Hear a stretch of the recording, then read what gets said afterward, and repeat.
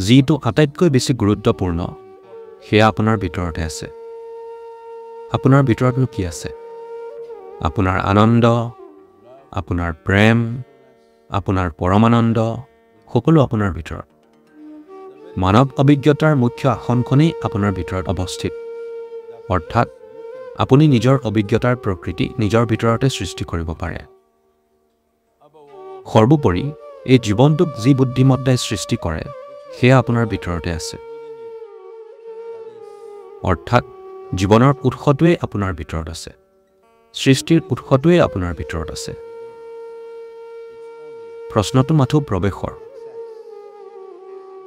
আৰু আপুনি সেই বুদ্ধিমত্তা সেই দক্ষতা সেই পৰিঘটনা যিবোৰক আমি জীৱন আৰু সৃষ্টিৰ উৎস বুলি কওঁ যিবোৰ আপোনাৰ ভিতৰতে আছে সেইবোৰৰ বাবে উপলব্ধ হয় নে নহয় বাহিৰত যি আছে সেয়া মাথো নাটক যদি আপুনি নিজৰ ভিতৰত যি আছে সেইটোৰ প্ৰৱেশ বিচাৰি পায় তেতিয়া জানিব সকলো সাৰ্থকতা